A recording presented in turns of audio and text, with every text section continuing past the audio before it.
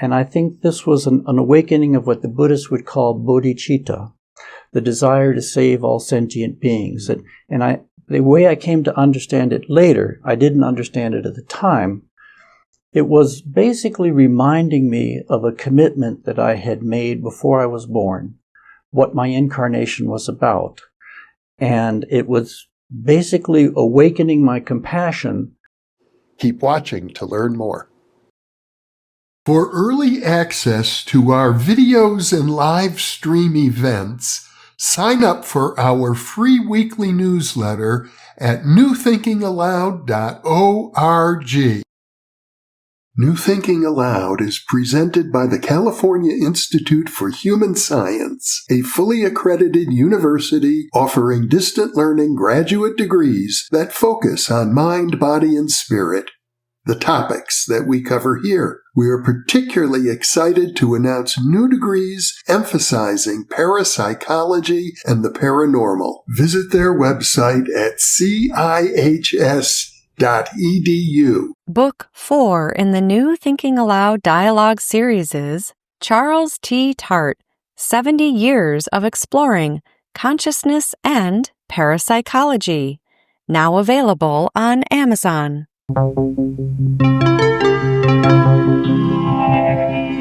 Thinking Aloud. Conversations on the leading edge of knowledge and discovery with psychologist Jeffrey Mishlove.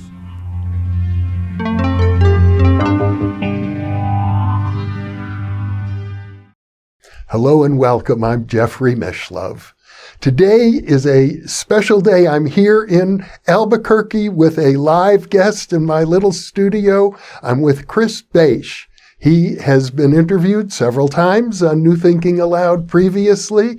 Chris is an emeritus professor from Akron State University in Ohio. He is the author of several books, including Life Cycles, a book about reincarnation, Dark Night, Early Dawn, The Living Classroom, and LSD and the Mind of the Universe. Welcome, Chris. Thank you, Jeff. It's a pleasure to be here with you. It's a real pleasure to be here with you in person, in the flesh, after having watched so many videos with you and having been on the live stream with you as well. I thought today would be an opportunity for our viewers, many of whom will have watched these interviews because they were quite popular, to get to know you personally.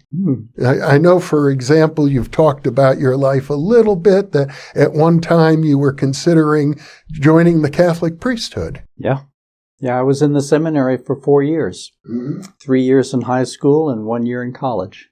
That's a very serious commitment to enter the seminary while you're still in high school. Yeah.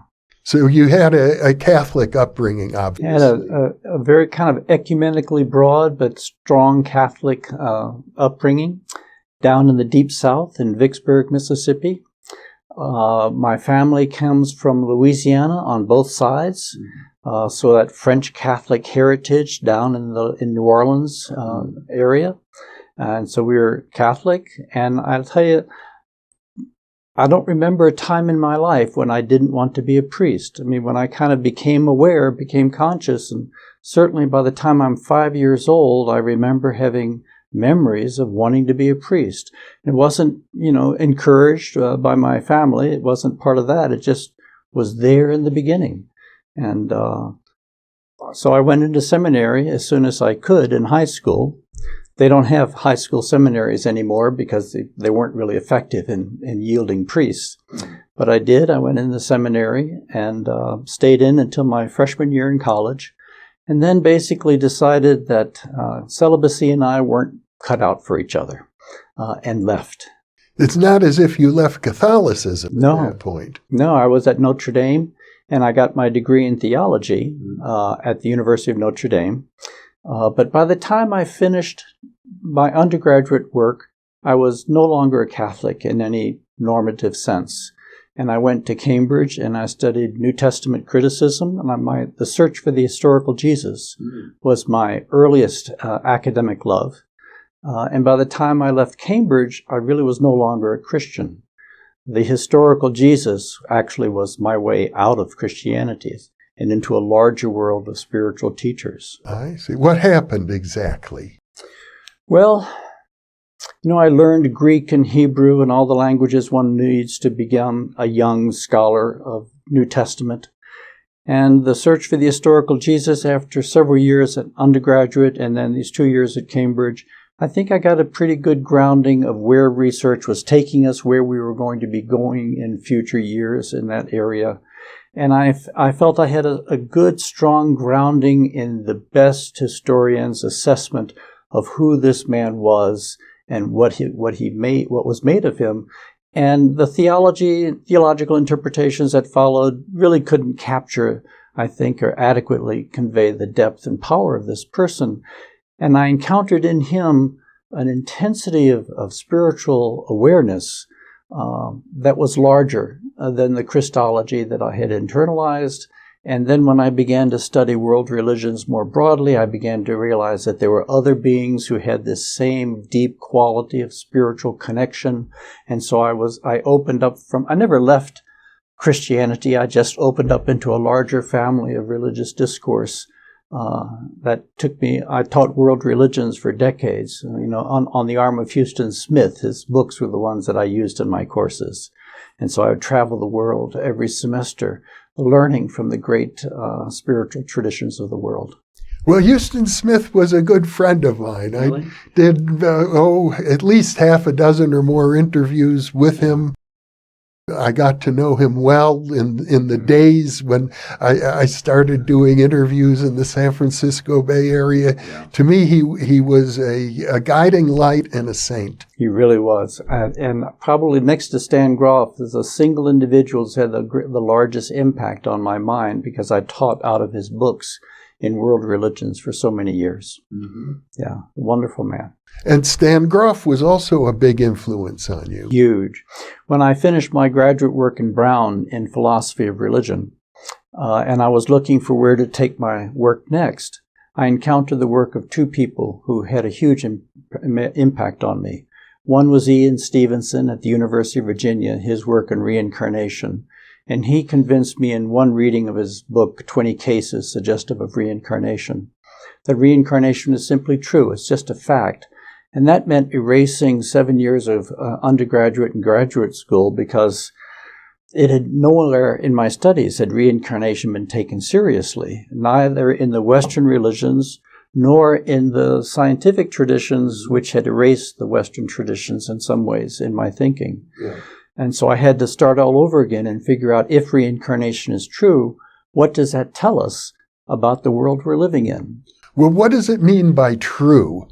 Yeah, I think it's just a fact of nature. It's just an aspect of life. There's so much we don't understand about it. We don't understand the details of how. We don't understand anything about the physics of the soul. But the phenomenology, the phenomenological evidence shows us that our mind predates our body, and that our current life is part of a tapestry of a much larger causal web of lives stretching through time. And I began to understand that if you don't understand reincarnation, then you can't understand much that's happening in this world. It's like trying to take one chapter out of a Sherlock Holmes novel and trying to understand the entire book, and all you have is that one chapter. We need the other chapters to really understand the things that led into this life and what we're starting in this life, continuing on in other lifetimes. Do you seem to feel that everybody has a chain of historical incarnations that they've experienced?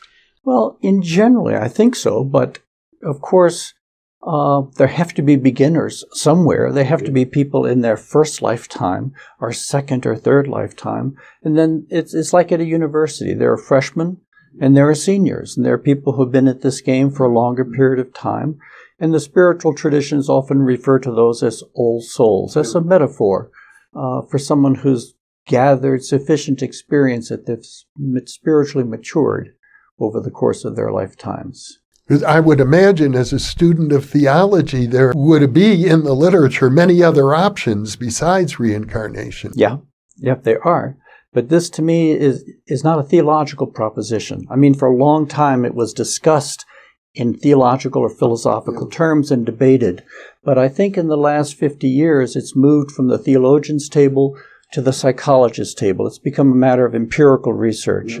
And the empirical research, I think, is overwhelming. So the first book I wrote was my response to Ian Stevenson.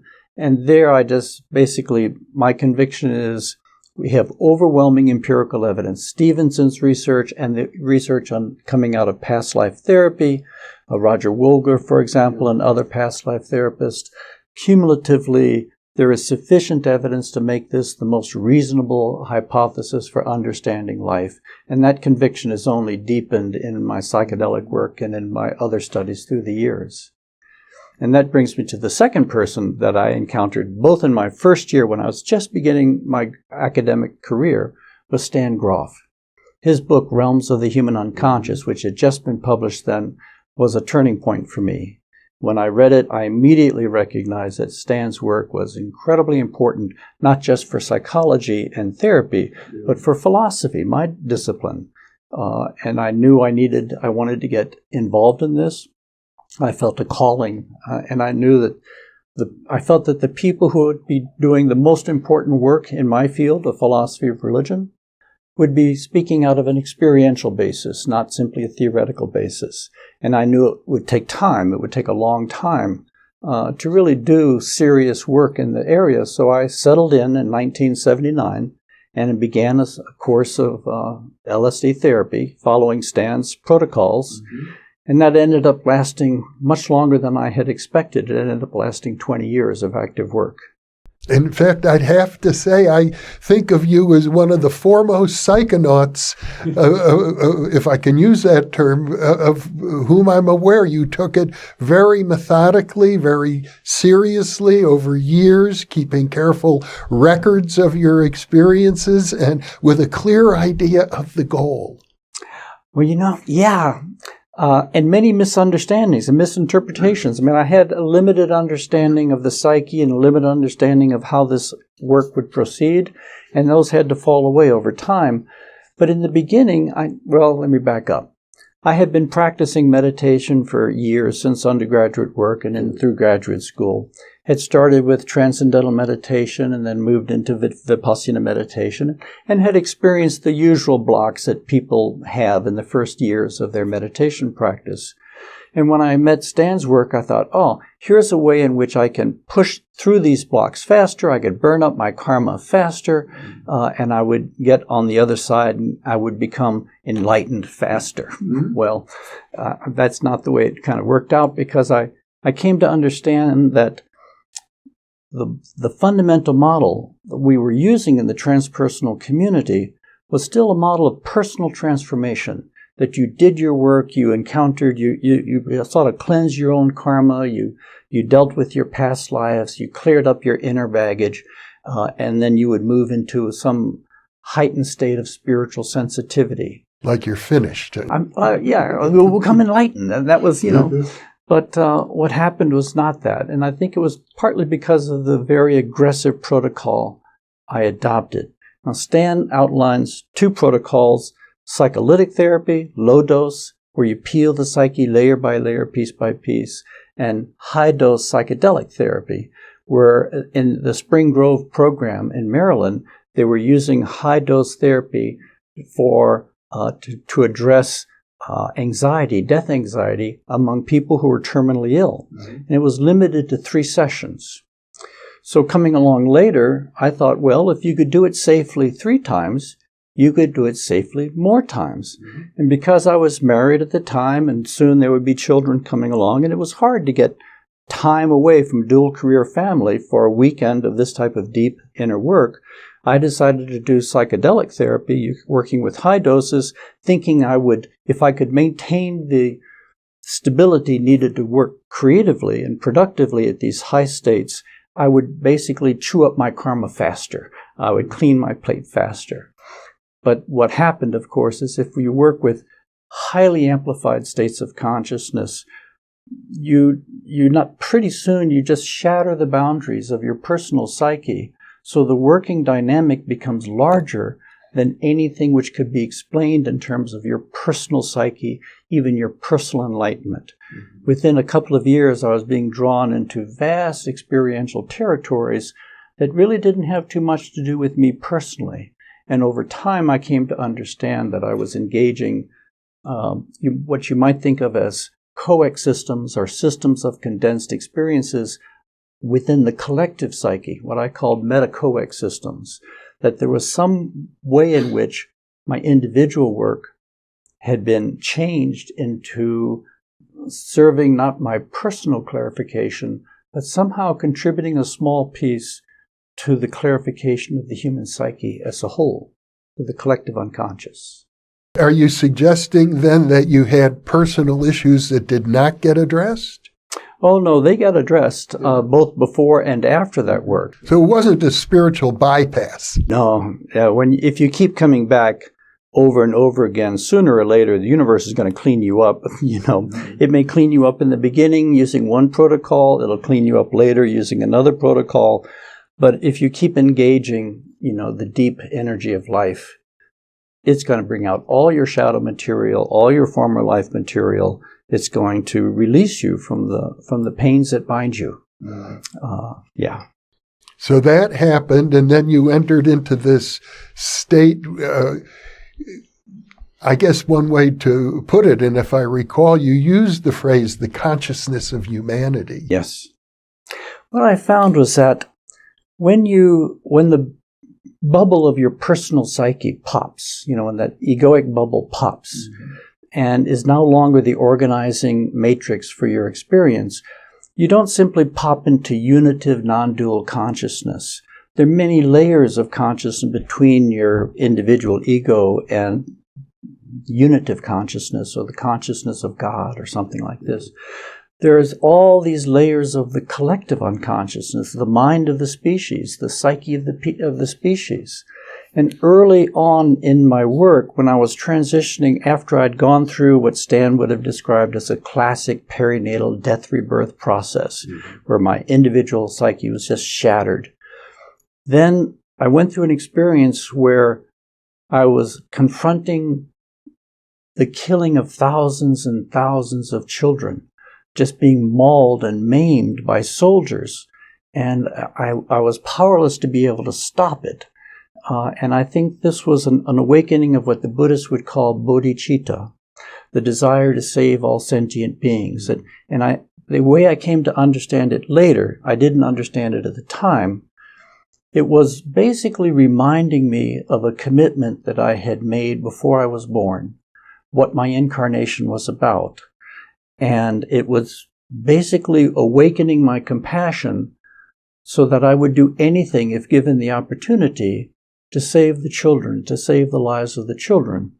And then began a 2-year process of entering into this ocean of suffering in the cleansing portion of the sessions. Of course, there's the ecstatic portion and the cleansing portion. But in the cleansing portion, there's this huge, deeper and deeper and deeper experience of the terrible suffering that still resides within the collective psyche. All the things that we've done to each other, all the wars and the killing and the being killed and all the rapes and all the droughts and all the suffering of humanity, anything which is unresolved in any individual's life by the time they die, accumulates in the psyche. And just as our individual trauma compromises our individual clarity, our collective trauma compromises our collective clarity. And for some reason, a large portion of my work for those years involved draining some of that toxicity out of the collective psyche. And I don't think there's anything unique to me, and certainly nothing unique to psychedelics about that work. I think there are many, many beings at all sorts of levels who are working primarily in service of healing the collective psyche, to make humanity more able to take advantage of the shifts of energy that are coming to us in history.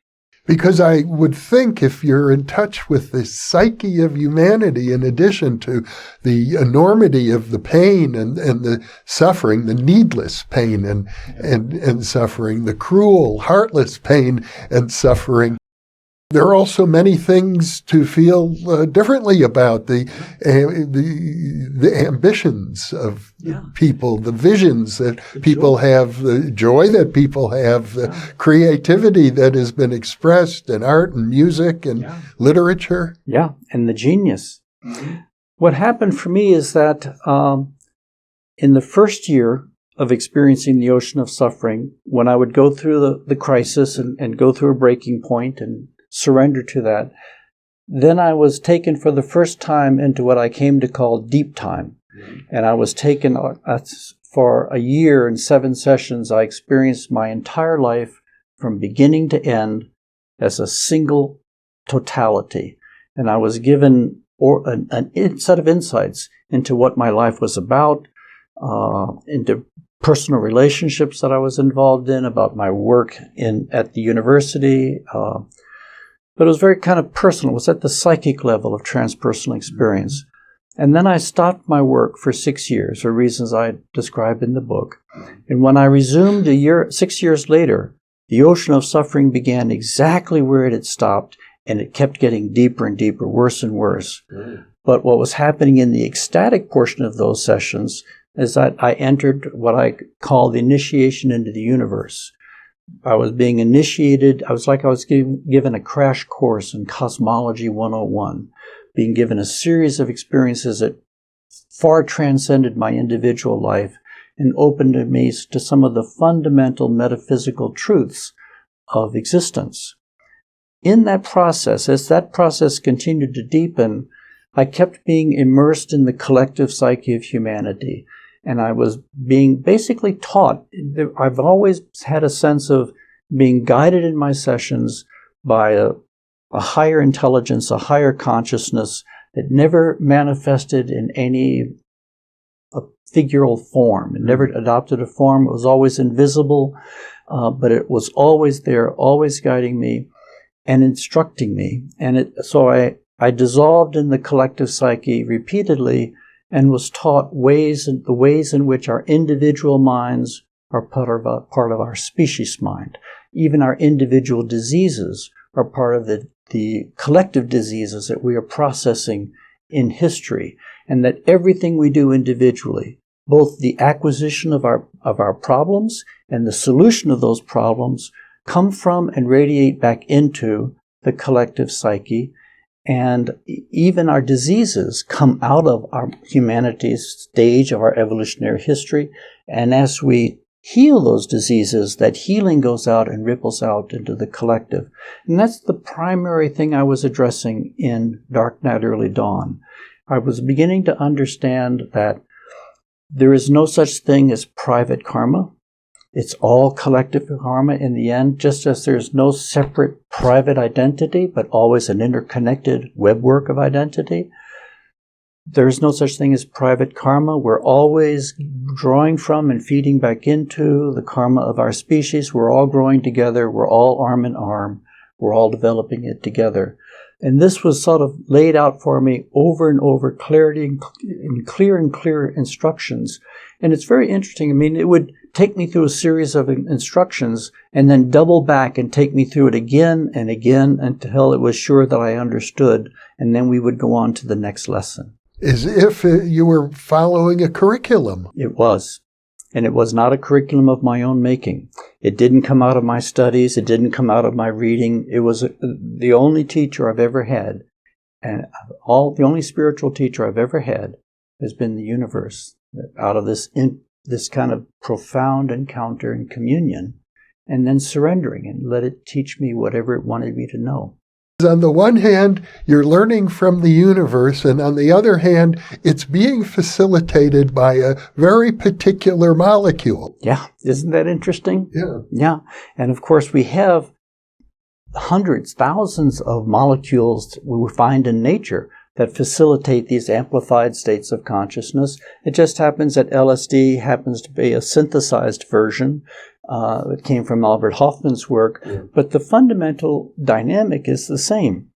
It amplifies consciousness for a few hours at a time, and how you use that amplified state determines whether you're just having an enjoyable afternoon with the Grateful Dead, or whether you're having a spiritually cleansing, purifying process that then opens you up into some of the deeper currents of the divine life. Well, it's very clear from your background which path you chose. I assume you weren't exactly a party animal.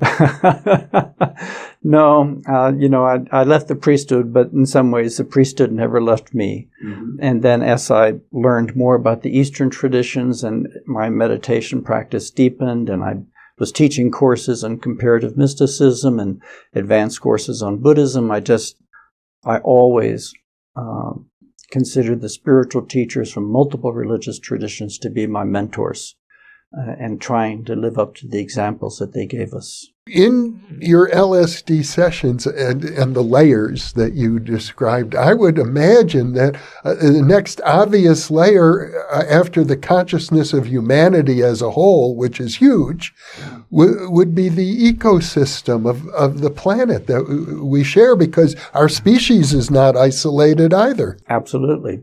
But it's interesting, my work didn't go in that direction. Many people's do, especially I think when they're using organic psychedelics like psilocybin or ayahuasca. Many people have deep experiences of the deeper web work of life and the fabric of life. Mm-hmm. Mine didn't. And over time, the best I've been able to understand why it went the way it went and didn't go is because humanity forms the greatest danger to life on this planet. Yeah. We are the problem. And my work seemed to be really narrowly focused on helping humanity transform its consciousness. And if humanity can come to a clarity and resolution of its negative karma and a spiritual awakening, then the planet will be safe. The planet can be revived. We'll be safe because we will not use our intellect in a way which is at the expense of other life forms. So I didn't go laterally. I kind of went deeper. Mm-hmm. So what happened when I after spending years working at the collective level, I went through a process where I went through another cycle of birth and death. In the beginning, I thought, you go through ego death, and that's the death. And then you enter into transpersonal reality, spiritual reality. What I found is that that's not quite so easy, that there are multiple layers of death that you go through as you go into deeper and deeper layers of the universe. So after I had been working at the collective layer for some time, I went through a process where my entire identity as a human being began to fall away from me. And I found that we have an identity which is deeper than our personal identity. Mm-hmm. And just as ego death, your personal identity falls away, still you have a human identity which is underneath, and that began to fall away. And when that fell away, all the stories, all the mythologies, all the theologies, all the religions of the world fell away. Mm-hmm. And I entered into states of consciousness that were radically beyond human history. Mm-hmm. It was as if it had the quality of like being in the space station, International Space Station, far above the Earth, and all the details of the Earth are just fallen away. And I was in a world of extraordinary quiet, stillness, and then a new round of teaching began. And the new round of teaching was taking me into archetypal reality, the layers of reality that are beyond the layers that stand in between the unitive source from which all life springs, and yet it unfolds in layers. And some of those layers we call archetypal. Not one layer, but multiple layers. They structure, they manifest, they create time and space, they manifest time and space. They're the fundamental constitutive processes that lead to time and space as we know it. And then I spent a couple of years working there. Well, that's very interesting. I had a mentor years ago, Arthur M. Young, who was a cosmologist and an inventor. Mm-hmm. And he would sometimes poke us with a question. It was, how do you reconcile being a single, unique individual, separate from everything, and at the same time one with everything. Yeah, that is the paradox, isn't it? And he said the answer is in what he called the realm of mythos. Mythology, or the archetypal realm, is the realm that connects the two. Interesting. Yeah, I can understand that. You know, in some spiritual traditions, they sacrifice the individual, and the vision is that when you achieve realization or spiritual awakening, you dissolve as a drop in the ocean. You return to the ocean, the drop dissolves, and you are now one with the divine, and there is no more separate individual at all. Yeah. But that's not been my experience. My experience has been that the boundaries of the individual are radically expanded. The commerce with the surround is radically expanded. There is no separate individuality, but there is nevertheless an individuality. I've come to believe that individuality is one of the great gifts that the physical universe gives us. And that gift is not simply to be returned when we make contact with the unitive reality, but actually there is a suffusion that union actually requires a highly developed individuality to sustain it. Mm. And then individuality allows us to grow and be nourished by this communion and to become a deeper kind of individuality than we were at earlier stages. But always there are these two fundamental truths: the truth of oneness and the truth of individuality, which shares and receives, and that interconnected truth that Buddhism emphasizes so much, the truth of interdependent co-arising.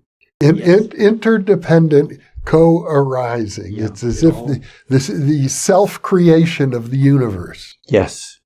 And we are part of that. We're part of the manifestation. We're part of its evolutionary journey. And we are its children. And we are an edge, and as it explores itself. Here's where I get stuck a little bit, and I think maybe you can help me through this impasse.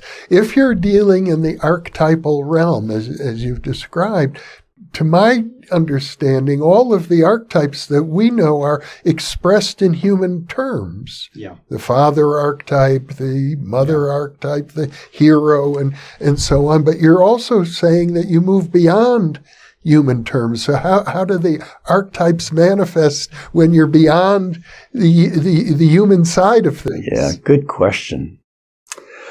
You know, I experienced archetypes that affirmed Jung's understanding of the collective psyche, but I didn't experience archetypes the way he describes archetypes. I didn't experience the wise old man or the wise woman or the trickster. I didn't experience archetypes in that form. Not saying they don't exist. It's just not how I experienced it. The other major voice in archetypes is Plato, who conceptualized archetypes as unchanging ideas in the mind of an eternal being. Mm-hmm. So they are the blueprints, the unchanging blueprints which are used in creation. And I didn't experience archetypes in that way either. Right. I experienced archetypes as vast, massive beings living on a different order of time, a different order of reality, so vast that I literally could not wrap my mind around them. I could not see them. The closest I could come to seeing them, my mind imaged them as galaxies. Mm-hmm. Just vast, completely different order, and not static, like galaxies moving very slow relative to a solar system spin, but deliberately and on a different scale of existence. And that's how I experience archetypes. Not human, not in any human form, profoundly transcendent to the human project, and yet crystallizing the human project as their own intention. So the basic image that comes down is kind of classic Sri Aurobindo kind of image, where the one cascades into layers and layers and layers, and some of those layers we called archetypal, and I guess if we get down to the lower layers, we may find wise old man, wise old woman, those human forms. But at the deeper levels, we're looking at the cosmic principles of creation, the living beings that kind of manifest time and space and orders within time and space. But I only spent about a year and a half touching these realities, which is a pittance. I mean, in no way an exhaustive account of them. And then I was moved on into another layer. Even beyond the archetypes. Beyond the archetypes. Because the archetypes emerge out of a deeper level of reality, a non-dual, a unitive, a oneness that births existence, the primal void out of which the Big Bang emerges. Archetypes come, I don't want to say they come later, but they come, there's a distance between the one which is the origin, and then where we are, where everything, the 10,000 pieces, as the Tao Te Ching says, the 10,000 beings. But yeah, beyond the archetypes. And it was after I went through the archetypes and after I had begun to experience some of the early stories of the way the humanity functions as a single organism, I began to have experience there of reincarnation, not of individual souls. I had some extraordinarily broad experiences of experiencing the entire human family pulsing in reincarnation. Every 100 years or so, another generation coming in and dying, living their lives. And I began to experience that there is a genuine sense in which it's not only individuals who reincarnate, but individuals are cells within the body of humanity, which is incarnating and growing and becoming more collectively, but as a body, as a single being. And we are all parts of that being. And there is no private karma within this being. There is only the pulsing and nourishing of collective karma as we grow individually, as it grows unitively as a species on this little piece of the corner of the galaxy. And then, after spending time in that territory, I went into a year of experiences that in the book I call the benediction of blessings. It was just a cascade of extraordinarily deep experiences that we recognize from the mystical traditions. One of them, for example, was a deep experience of shunyata, emptiness of self. Where there is no self inside of you, you're experiencing the world in its diversity, but there's no self here, there's no self there, there's no self anywhere. The whole system is living and breathing as one. It's a living experience of oneness. And that's when I began to understand that no self and oneness were two different sides of the same coin. Because if you have the experience of no self, then you naturally open up into the oneness of life. And if you open into the oneness of life, then you experience the transparency of all supposedly separate selves. There are no separate selves. Everything is living and breathing together. And I had an experience of the cosmic void, of going beyond all time and space into something which I think might be some approximation of the field of reality out of which existence sprang, out of which the Big Bang came, formless and yet the source of all eventual forms. Well-known themes in mystical traditions. And I had an experience, one of divine love, just an overwhelming assault of touching just briefly the love that lies at the fount of creation, and which is jarring for me because I was prepared to understand that there was great genius and intelligence and power behind creation, but that there was love, that creation was an act of love in service of some much larger cosmic process. I had not anticipated that before, but this love was so overwhelming, it just took me, broke me down into absolute core, warmed places in me that had been cold for so many lifetimes. And then one of the last experiences there, I had the experience that I came to call the birth of the diamond soul. Reincarnation had been part of my thinking, for a long time by this point. But in the context of a long teaching session, I began to experience all my lives coming back into me one by one. And I had done, past life therapy for 3 years. And I was familiar with about a dozen or so of my lives and healed and had been healed by them and all that kind of stuff. But these were coming back in very fast, just coming back into me. And we reached a point where they fused. They became one. And when they fused, there was an extraordinary explosion in my heart. And that was an explosion of diamond light. And I was catapulted into a state beyond anything I had been in before. And I was an individual. So the individual was there, but it was a soul individuality, not an egoic individuality. And it was an individuality that was functioning on a different order, a different scale than anything I had known before. And I think what I was being shown was part of the story of where reincarnation is taking us. Because it wasn't anything that happens to me is happening to other people. So it's nothing private about it. Right. And I was being shown that reincarnation is not simply about achieving some spiritual breakthrough or some condition of enlightenment and then you get to leave. But reincarnation is taking humanity's building a fundamental structure which becomes a new form for evolution to continue. And that new form is what we can think of as the soul, which for me is the intelligence, the consciousness that holds all of our former lives, all of our lives between lives. Everything which we've ever experienced is held in that intelligence. And I think what's happening is that the soul, which most people experience only when they die and they return to their natural spiritual condition, that if we expand into the soul and we contract into ego and expand into the soul, sooner or later that soul is waking up inside humanity and the soul becomes our true identity, our living identity. And I think we're seeing this in our great spiritual teachers, that they're speaking out of a different sense of reality, a different identity. And I think we're all going there. Well, that's beautifully put.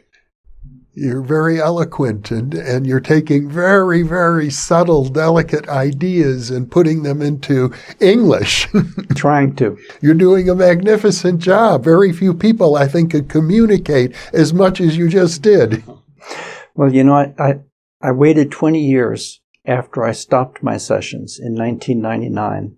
I waited 20 years before I tried to tell the story of the trajectory of those sessions in LSD and the Mind of the Universe that was published in 2019. When I finished my sessions, in my meditation, a voice said to me, 20 years in, 20 years out. And I thought, oh, okay, that means it'll take me maybe 20 years to internalize everything that I'd experienced in the 20 years of the journey. Yeah. Now I'm coming to understand that was probably an optimistic read, that it really will take many lifetimes to integrate these experiences. But I do think that's a significance that there was 20 years on the journey and then 20 years after the journey before writing the book. So I really have had a lot of time to think about these things and, of course, to teach about them with my students. How many total LSD trips were included in this journey? 73. 73. Couldn't we get it rounded up to 75? The universe, we got to 73 and the universe kicked me out. It basically said, you're done. That's it. I didn't know I was done. But the last 2 sessions are what I call the goodbye sessions. Mm-hmm. It just really, they wrapped it up. They gave me an overview. They showed me how everything fit together, what I was doing at different stages. And then it gave me one last set of teachings, personal teachings, as it let me go. Uh-huh. So you haven't had any LSD since then?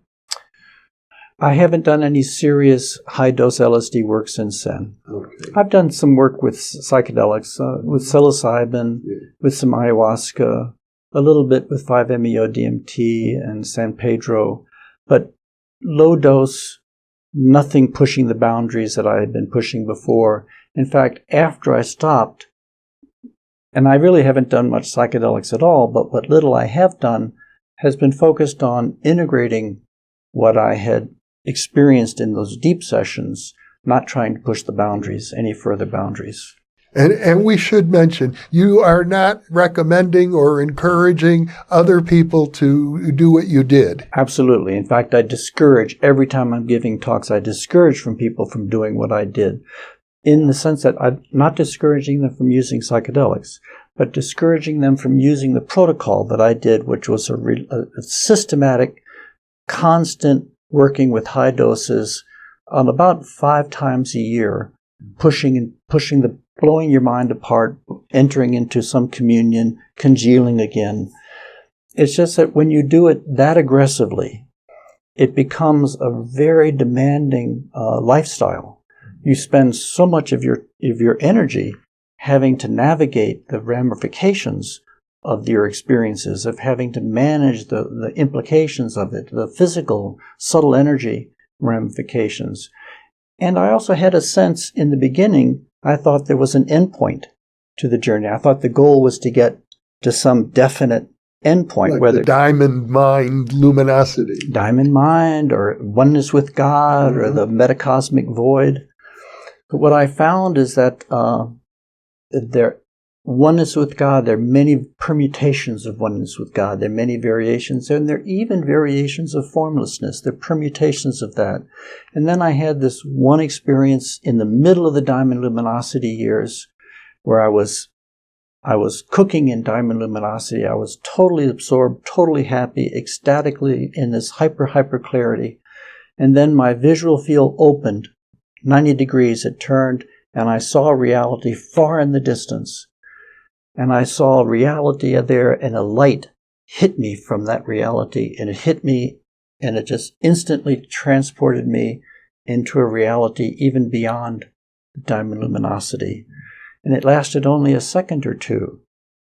But then it totally changed my understanding, my cosmology, because that's when I understood that it's truly an infinite universe that we are in. We'll never get to the end of it. No matter how long we work, we just get to some deeper balancing point between the infinite and our individuality. Now that I know that, if I were doing it over again, I would be much gentler on myself. I would work with lower doses. I would be more patient for the longer term journey, because it isn't about getting to some endpoint. It's about your living relationship with the infinity that we are all part of. And to go deeper is not necessarily to get more. Mm-hmm. It's a balance. It's a balancing act. Well, that's a lot to digest. Many, many different visions, and obviously incorporating those visions into your life. Has it changed you in terms of your mission in life or your purpose? It has changed me deeply. And I wish it had resulted in a permanent abiding state of enlightenment, as one classically would love to enjoy. Yeah. And it hasn't produced that, but it has changed me deeply. It's changed my understanding of life. It's given me a felt sense of relaxation and enjoyment. The religious traditions that I had studied professionally, essentially, they're all with variations, up and out cosmologies. You achieve salvation, grace, or enlightenment, and you come to some understanding, and then you're released from the wheel of samsara. You're released into some trans-samsaric reality, extra-samsaric reality, to enjoy bliss in some off-planet paradise. Over time, I came to understand that transcendence is only the midpoint of the journey. To discover the truth of existence is a wonderful thing.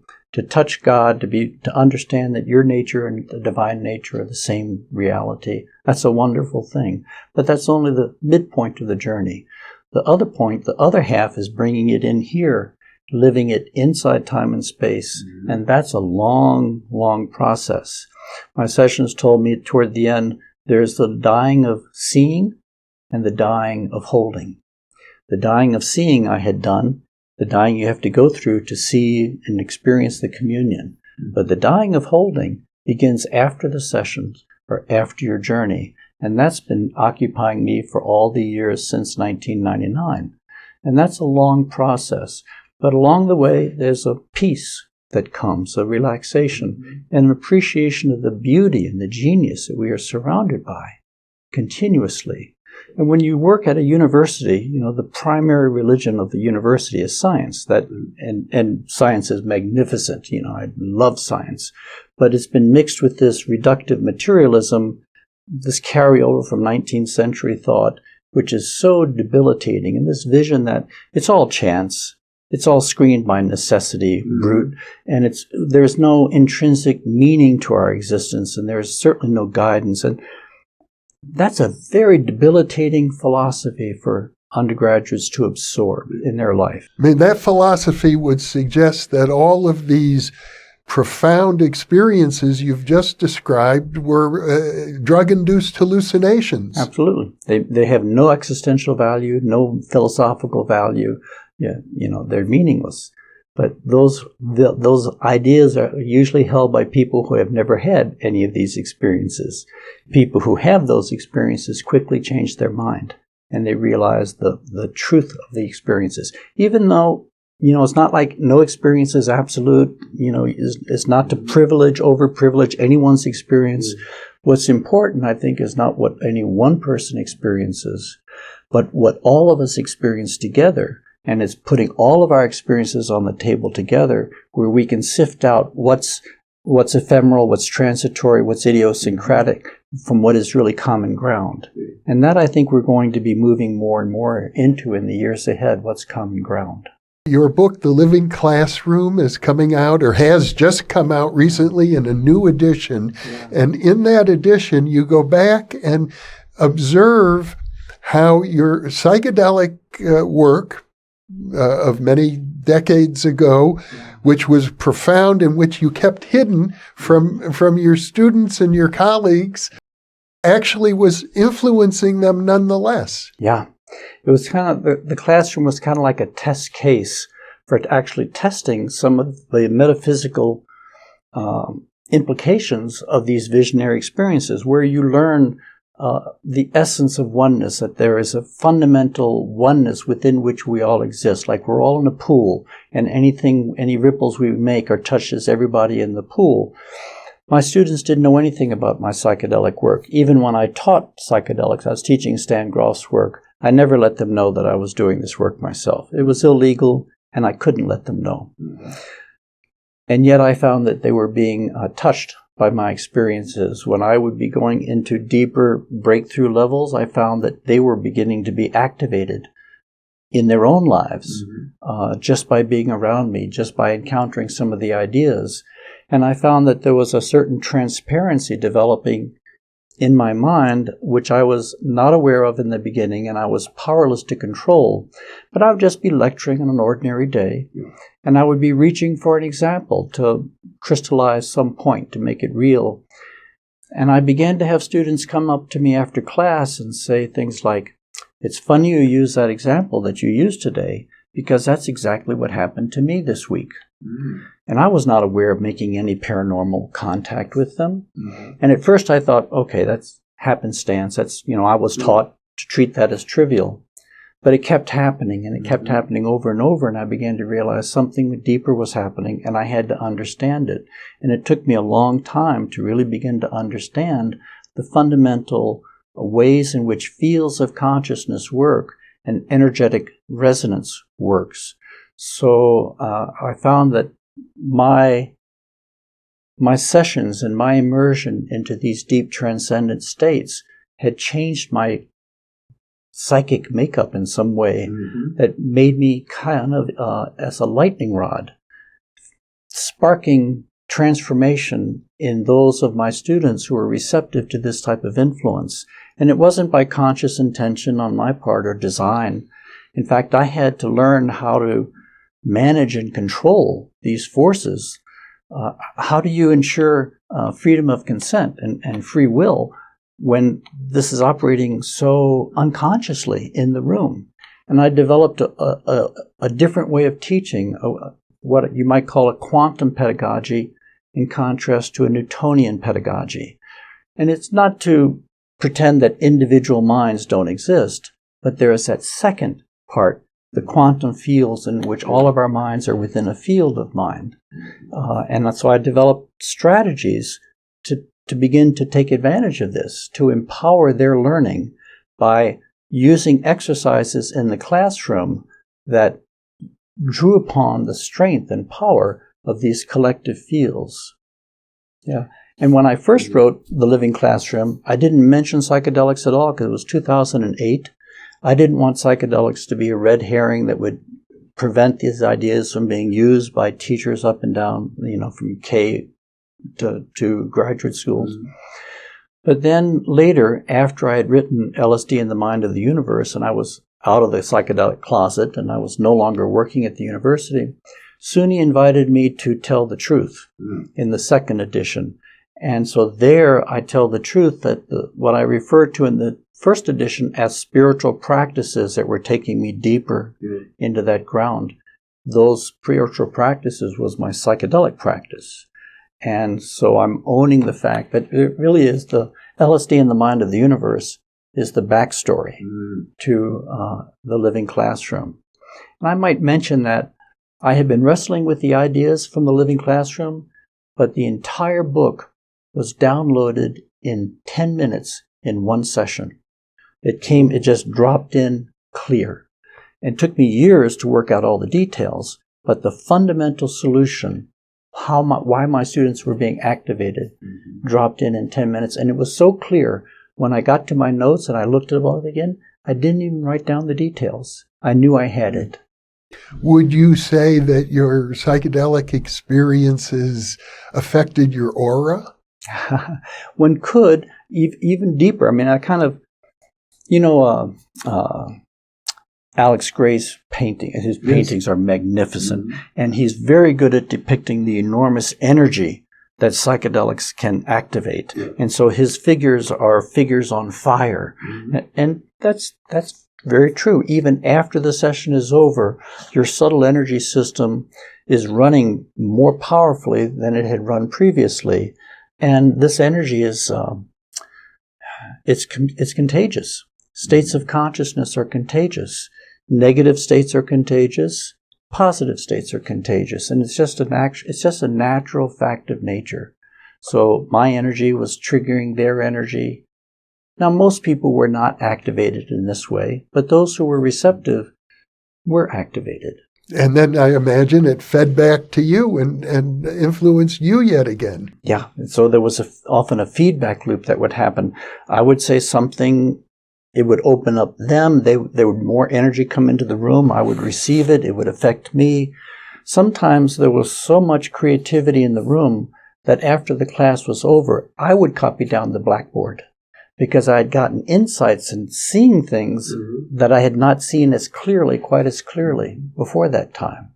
Now, I've used LSD a lot myself, and probably over 100 times. Not as methodically as you have done, but still with the intent of doing it for self-awareness and spiritual purposes. Yeah. And it's led me to be where I am today, I suppose. Yeah. I have no regrets whatsoever. But it can be a little bit debilitating. A heavy dose of LSD leaves one, like the next day, kind of exhausted. Exhausted, yeah. There is, when you open in those deep states, you open to very high energy levels of awareness. And I learned that every deeper level of consciousness functions at a higher level of energy. So when you go into those deep levels, you're opening into high energy. And after it's all over, you can feel tired. Your subtle energy system can feel achy. And the more I began to appreciate the cost of each session to your body, the more I began to prepare more conscientiously for each session. So I would do certain spiritual practices before session, and then different practices, soul integration practices after a session. I would make sure I would have a chiropractic adjustment and a massage before a session because I wanted my system to be as balanced and open as possible to handle what was about to happen. But it does. It takes days. I find that there's a 24-hour window Then there's kind of a 3-day window, about a 10-day window, and a 1-month window. And it closes gradually. And that's one of the things I emphasize if you're working systematically with psychedelics, to have a daily spiritual practice. And the deeper you're working with psychedelics, the more important it is to have a daily spiritual practice, because it helps you stabilize what opens for you in those experiences, stabilize it, and also helps you process the enormous energy that otherwise would build up in my body. And by doing spiritual practice and meditation, it gave that energy a place to run in between sessions. So it is challenging. It takes time. It's not to be taken lightly. Mm-hmm. Have you looked into the physiological aspects of LSD, how it might work? I know there are different theories. Does it activate the brain to push you into a higher level, or is it the opposite? Does it deactivate or activate some parts and deactivate other parts? Yeah. Turning off the default mode network and opening up. I pay attention to that, and I try to follow it. I'm not a scientist, so I don't pretend to be a scientist. But for the most part, I let the science guys hold on to those details. And I find that when they are interpreting the physiological data that they get, they usually are working it within some set of metaphysical assumptions.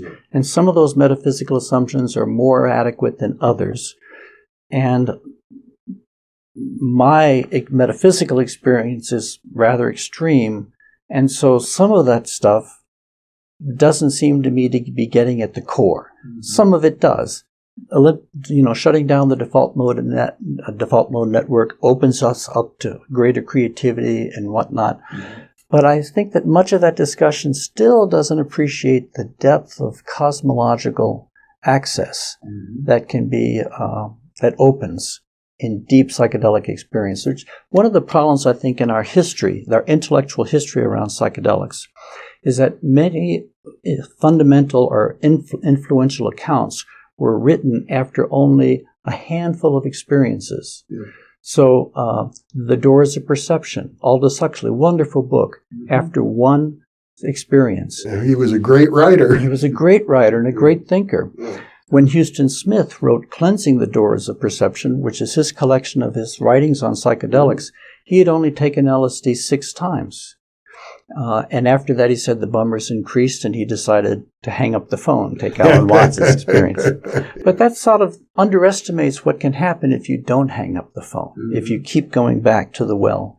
And when Michael Pollan wrote his book, a very important, helpful book, How to Change Your Mind, he had only taken psychedelics a handful of times, which I think helps explain some of the limitations of his interpretation of how psychedelics work that come in the end of the book.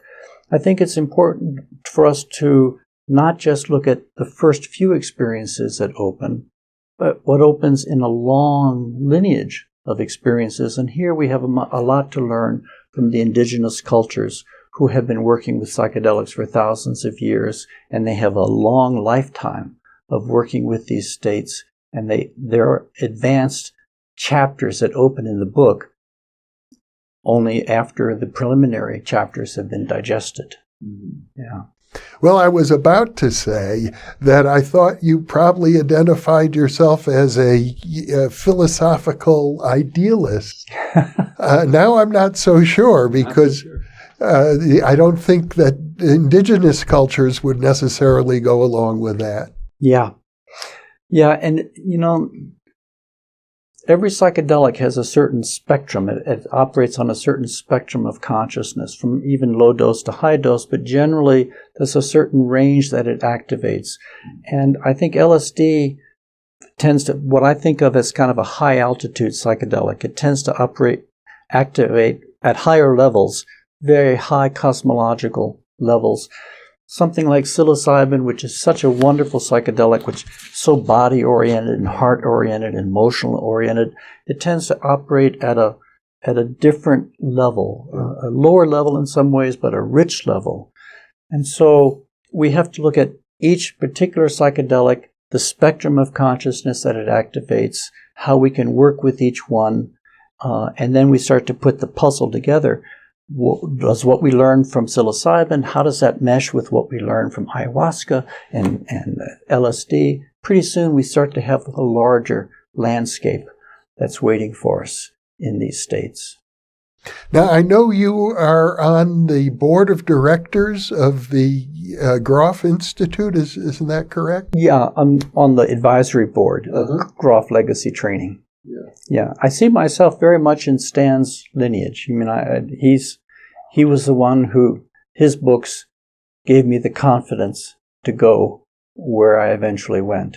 And if I push the boundaries of his paradigm a little bit here and there, I still feel myself very strongly within his lineage. Well, if I understand it correctly, and I did know Stan quite well in the days when I lived in California, did many interviews with him, I am under the impression that his thrust was that there are ways to achieve psychedelic states through breathing exercises and through other methods that don't involve molecules. Yeah, and he's done that and demonstrated that in worldwide workshops and teachings. That and you can't make breathing illegal, and all you have to do is breathe deeply in a precise kind of way, in carefully controlled circumstances, and you amplify consciousness, and the same mechanisms begin to be activated that can be activated with a psychedelic substance. So to me, psychedelics are not to the point.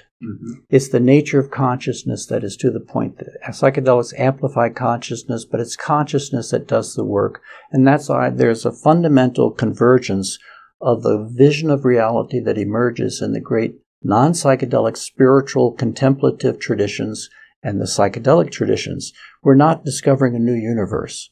We're discovering the same universe using a different set of techniques to explore that universe. So, but I presume you're not actively engaged in training holotropic therapy, or? No. I made a choice long ago not to function clinically. I think that's a different set of skills. You require a different set of training. When you work with other people, taking other people into these states, you have to not only know what you're doing from having your own experiences in these states, but you should have a good, strong clinical grounding so you can recognize when things are not going well and how to work with other people. I decided to function as an explorer, as a solitary explorer, to push the boundaries as far as I could, and then to bring back and share what I had learned with other people. And I find that people who respond to LSD in the Mind of the Universe, many of them are psychedelic people themselves, but many of them are not. Many of them have a long, lifelong practice in meditation or yoga, and they recognize a parallel between what they've experienced and what I'm describing. And I think that's really important. It's consciousness that does the work. Well, I totally agree with you about that, and I guess that's the main thrust of our YouTube channel as well. But I wonder, now that you're retired, would you say that your emphasis is to share with people what you learned long ago taking LSD, or is it more that your emphasis is to help save humanity from itself? Well, we haven't touched yet on what's happening to humanity as a whole, but yeah, I guess first it took me a long time. You know, I really try to be candid in the book. The last chapter of the book is called Coming Off the Mountain. And that was the longest chapter to write. It took me a year to write that chapter because I had to really come to terms with what happened when I stopped my sessions. I thought I was carefully attending to integration all the way up the mountain, really trying to live the values that I had been shown, trying to maintain other forms of spiritual practice. And I thought that when it was time to stop, that I would simply be able to withdraw and hold on to those gems and let them nourish me. But what I found was that I had entered so deeply, so many times into the crystalline body of divinity that I began to experience a an existential kind of sadness.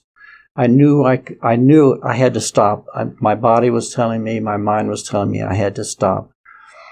And I knew I would never enter into these states again as deeply until I died. You can't enter these states simply by meditating very firmly, not these radical states.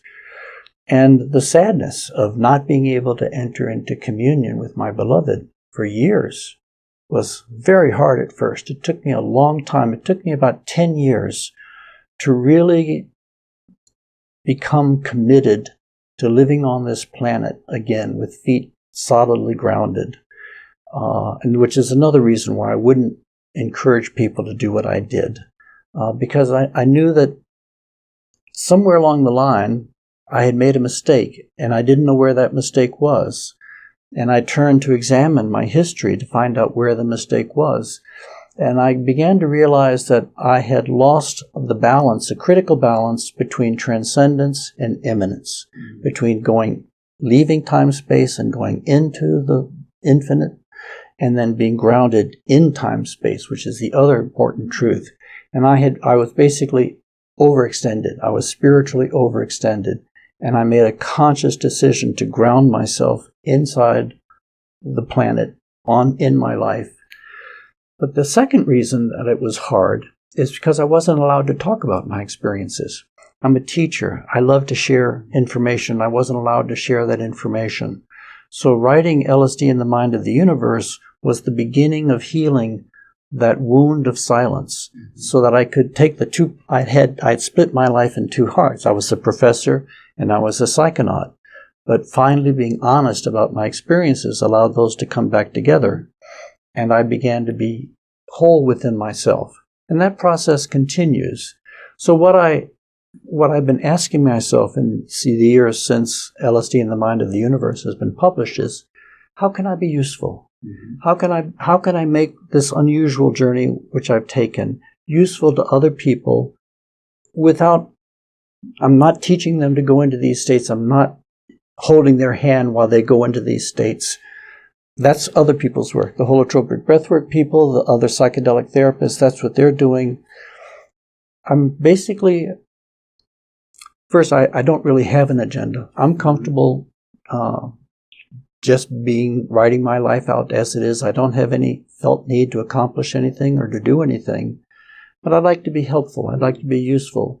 And I think that means convening circles of conversation around the themes of the book, drawing people in, inviting people in who have psychedelic experiences, drawing people in who have spiritual experiences without any psychedelics involved, so that we can together process the deeper mysteries of life that psychedelics can reveal.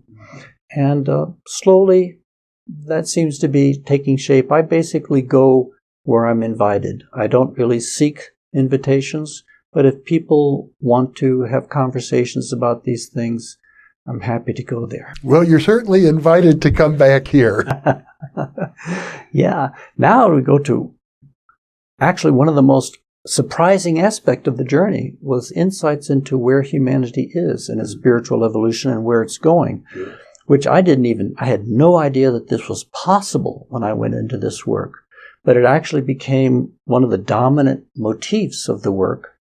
And I kept on having visions over a 6-year period of humanity coming to a turning point, coming to a before and after history, epic-making turning point, that we were going into a time of profound spiritual awakening, profound spiritual breakthrough. And this went on for years, but it never showed me how we were going to get there. I looked around, I didn't see us.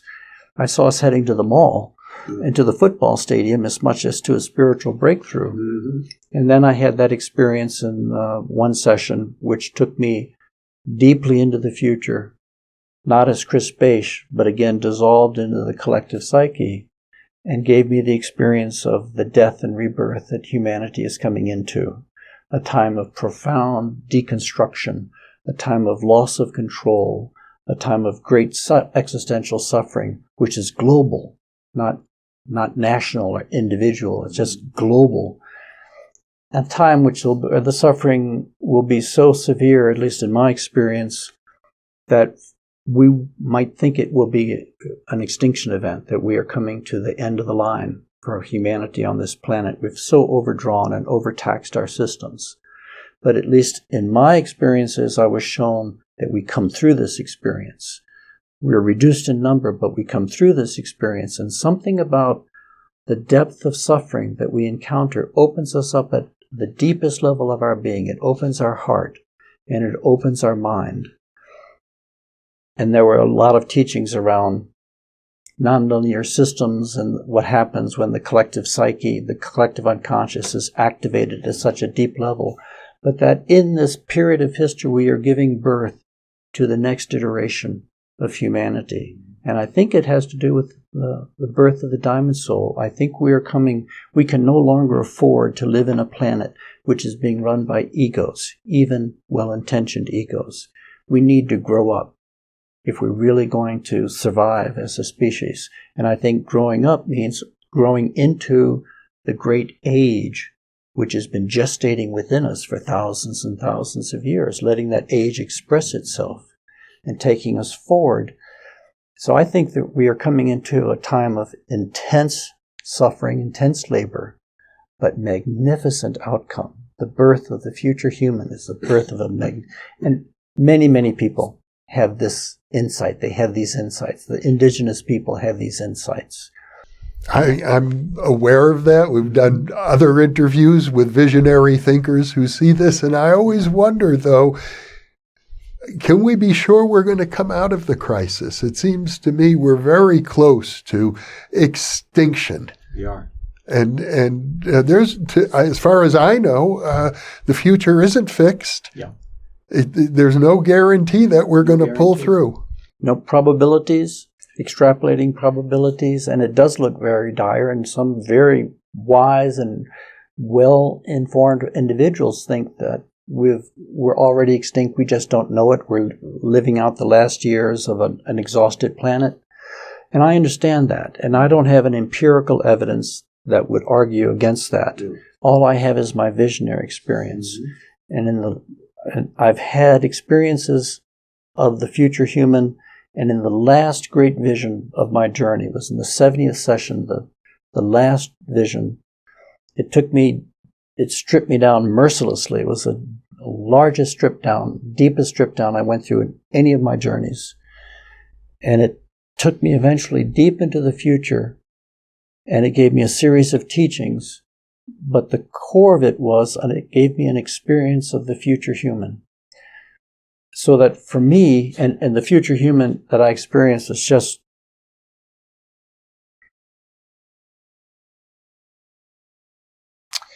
magnificent.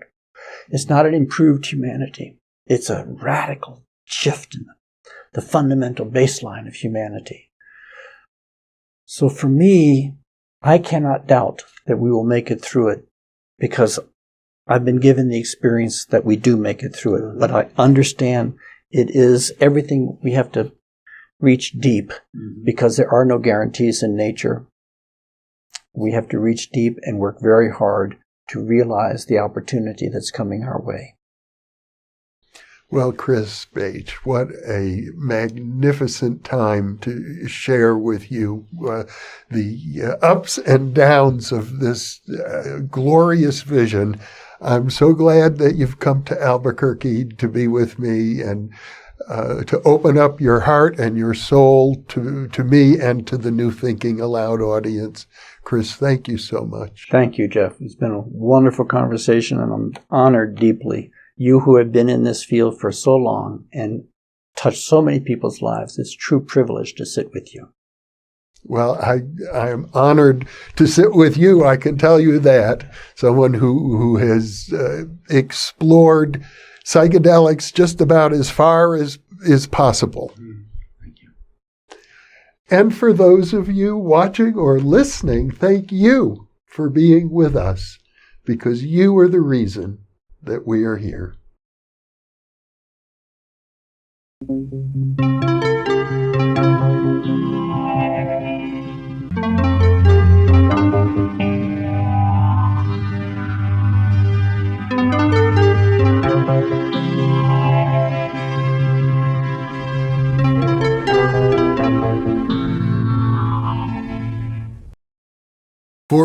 free access to our videos and live stream events, sign up for our free weekly newsletter at newthinkingaloud.org. Book 4 in the New Thinking Aloud dialogue series is Charles T. Tart, 70 Years of Exploring Consciousness and Parapsychology, now available on Amazon. New Thinking Aloud is presented by the California Institute for Human Science, a fully accredited university offering distant learning graduate degrees that focus on mind, body, and spirit. The topics that we cover here. We are particularly excited to announce new degrees emphasizing parapsychology and the paranormal. Visit their website at cihs.edu. You can now download all 8 copies of the New Thinking Aloud magazine for free, or order beautiful printed copies. Go to newthinkingaloud.org.